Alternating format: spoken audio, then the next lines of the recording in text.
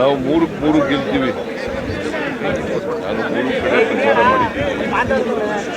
ನನಗೆ ಅಲ್ಲಿ ಜನರ ಸ್ಪಂದನೆ ನೋಡಿದ್ರೆ ಮೂರು ಕಡೆ ಗೆಲ್ತೀವಿ ಅಂತ ವಿಶ್ವಾಸ ಇದೆ.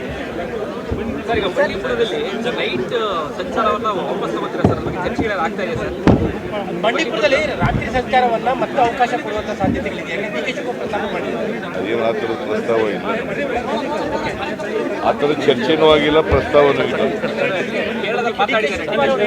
ಯಾರು ಡಿ ಕೆ ಶಿವಕುಮಾರ್ ನನಗೆ ಅವರಿಗೆ ಕೇಳಿ, ಡಿ ಕೆ ಶಿವಕುಮಾರ್ ಯಾರು ಹೇಳಿದ್ರು ಅವ್ರನ್ನೇ ಕೇಳಿದ್ರು. ನನಗೆ ಗೊತ್ತಿರೋ ಮಟ್ಟಿಗೆ ಸರ್ಕಾರದ ಮುಂದೆ ಯಾವುದೇ ಪ್ರಸ್ತಾವ ಇಲ್ಲ, ಚರ್ಚೆನೂ ಆಗಿದೆ.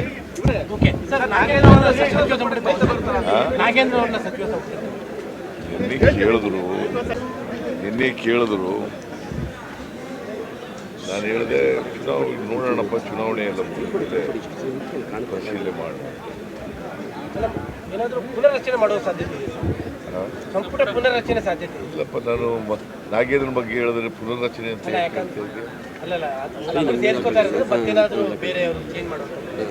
ಸರ್. ಈಗ ಸರ್ ನಿನ್ನೆ ಮಹಾರಾಷ್ಟ್ರದ ಚುನಾವಣೆಯಲ್ಲೂ ಕೂಡ ಪ್ರಧಾನಮಂತ್ರಿಗಳು ಮತ್ತೆ ಕಾಂಗ್ರೆಸ್ ಮೇಲೆ ಅಟ್ಯಾಕ್ ಮಾಡಿದ್ದಾರೆ. ರಾಜ್ಯ ಕಾಂಗ್ರೆಸ್ ಮೇಲೆ ಕಾಂಗ್ರೆಸ್ ಅವರು ಹಗಲು ಲೂಟಿ ಮಾಡ್ತಾ ಇದ್ದಾರೆ. ಕರ್ನಾಟಕದಲ್ಲಿ ಸುಳ್ಳು ಹೇಳ್ಕೊಂಡು ಅಧಿಕಾರಕ್ಕೆ ಬಂದು ಹಗಲು ಲೂಟಿಗೆ ತೊಡಗಿದ್ದಾರೆ. ಈಗ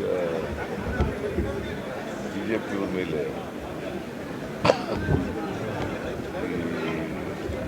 ಅನೇಕ ಆರೋಪಗಳು ಬರ್ತಾ ಇದ್ದಾರೆ.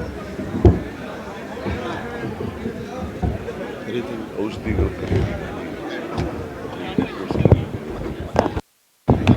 ಅದಕ್ಕೆ ಪುನಃ ಅವರು ವರದಿ ಕೊಟ್ಟಿದ್ದಾರೆ. ವರದಿ ಪ್ರಕಾರ ಏನಾಗಿದೆ, PPE ಕಿಟ್ ಎಲ್ಲ ಪರ್ಚೇಸ್ ಮಾಡಿ, ಏನು ಹೇಳ್ತಾರೆ, PPE ಕಿಟ್ ಪರ್ಚೇಸ್ ಮಾಡಿದ್ದಾರೆ. ಅದು 2,147, ಅದು ಸಿಗ್ತಾ ಇರ್ತಕ್ಕಂಥದ್ದು 330 ರೂಪಾಯಿಗೆ ಸಿಗುತ್ತೆ. ಅಷ್ಟೊಂದು ಪರ್ಚೇಸ್ ಮಾಡಿದ್ದಾರೆ. ಅದಕ್ಕೆ ಏನು ಹೇಳ್ತಾರೆ ನರೇಂದ್ರ ಮೋದಿ ಕೇಳಿದ್ರೆ, ಭ್ರಷ್ಟಾಚಾರ ಮಾಡಿರೋರು ಅವ್ರ ಸರ್ಕಾರ. ನಮ್ಮ ಸರ್ಕಾರದಲ್ಲಿ ಯಾವುದೇ ಭ್ರಷ್ಟಾಚಾರ ಮಾಡಿಲ್ಲ, ಮಾಡೋದು ಇಲ್ಲ. ನರೇಂದ್ರ ಮೋದಿಯವರು ಸುಳ್ಳು ಹೇಳ್ತಾರೆ. ಎಕ್ಸೈಸ್ ಡಿಪಾರ್ಟ್ಮೆಂಟ್ನಲ್ಲಿ 700 ಕೋಟಿ ಮಾಡಿಬಿಟ್ರು, ಒಂದೇ ₹1 ಮಾಡಿದ್ದೀವಿ ಅಂತ ಪ್ರೂವ್ ಮಾಡಿಬಿಟ್ರೆ ಅವ್ರು ರಿಟೈರ್ಡ್ ಫ್ರಮ್ ಪಾಲಿಟಿಕ್ಸ್. ಅವ್ರು ರಿಟೈರ್ ಆಗ್ತಾರ? ಅವ್ರು ಪ್ರಧಾನಮಂತ್ರಿ ಕೆಲಸ ಬಿಡ್ತಾರ? ಸುಮ್ಮನೆ ಏನೋ ಸುಳ್ಳು ಹೇಳೋದು. ಒಬ್ಬ ಪ್ರಧಾನಮಂತ್ರಿಯಾಗಿ ಸುಳ್ಳು ಹೇಳೋಕ್ಕೂ ಒಂದು ಇತಿಮಿತಿ ಇರಬೇಕಲ್ಲ. ಹರಿಯಾಣ ಚುನಾವಣೆಯಲ್ಲೂ ಅದನ್ನೇ ಮಾತಾಡ್ತಾರೆ ಅವರು, ಮಹಾರಾಷ್ಟ್ರ ಚುನಾವಣೆಯಲ್ಲೂ ಅದನ್ನೇ ಕರ್ನಾಟಕನೇ ಟಾರ್ಗೆಟ್. ಕರ್ನಾಟಕ ಗೌರ್ಮೆಂಟು ಟಾರ್ಗೆಟ್ ಮಾಡ್ತಾರೆ. ಯಾಕಂತ ಹೇಳಿದ್ರೆ ಇದು ಒಂದು ದೊಡ್ಡ ಸ್ಟೇಟು. ಅಸೆಂಬ್ಲಿನಲ್ಲಿ 136 ಜನ ಸೋತ್ಬಿಟ್ಟಿದ್ದಾರೆ. ಇವರಿಬ್ಬರು ಸೇರ್ಕೊಂಡು ಈಗ ಕರ್ನಾಟಕನ ಟಾರ್ಗೆಟ್. ಸಿದ್ದರಾಮಯ್ಯನೂ ಟಾರ್ಗೆಟ್ಟು, ಕಾಂಗ್ರೆಸ್ ಪಕ್ಷ ಸರ್ಕಾರನೂ ಟಾರ್ಗೆಟ್. ಕುಮಾರ್ ನಾಯಕ್ ಅವ್ರನ್ನ ಇವತ್ತು ಇಡಿ ಮತ್ತೆ ವಿಚಾರಣೆ ಕರೆದಿದೆ ಸರ್. ರಾಯಚೂರು MP ಕಾನೂನು ಪ್ರಕಾರ ಏನು ಮಾಡಬೇಕು ಮಾಡಿ. ಸರ್, ಇಡಿ ಅವರು ಓವರಾಲ್ ಆಗಿ ಹಗರಣ ತನಿಖೆಗಿಂತ ಹೆಚ್ಚಾಗಿ ನಿಮ್ಮ ಪತ್ನಿ 14 ಸೈಟ್ಗೆ ಸಂಬಂಧಪಟ್ಟಂತೆ ಕಾನ್ಸಂಟ್ರೇಷನ್ ಜಾಸ್ತಿ ಆಗಿದೆ ಅಂತ ಅನಿಸ್ತಾ ಇದೆ. ಯಾಕೆಂದ್ರೆ ದೇವರಾಜ್ ಅವರು ಕರೆದಿದ್ರು ಮೊನ್ನೆ, ಈಗ ಕುಮಾರ್ ನಾಯಕ್ ಅವರು ಕರೆದಿದ್ದಾರೆ. ಈಗ ಅದು ಒಂದು ಇಡಿ ತನಿಖಾ ಸಂಸ್ಥೆ.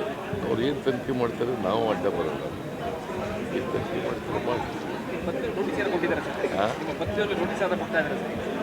ನೀನು ಕೇಳ್ತಾ ಇದೆಯಲ್ಲ, ಹೊಡೆದೇವ್ರು ನೀನು ಹೇಳಿದ್ರ? ಅಲ್ಲ, ನೀನು ಕೇಳಿದ್ರ? ಹೆಚ್ಚಿನ ವಿಡಿಯೋಗಳಿಗೆ ಪ್ರತಿಧ್ವನಿ ಯೂಟ್ಯೂಬ್ ಚಾನೆಲ್ ಸಬ್ಸ್ಕ್ರೈಬ್ ಮಾಡಿ, ಬೆಲ್ ಐಕಾನ್ ಕ್ಲಿಕ್ ಮಾಡಿ.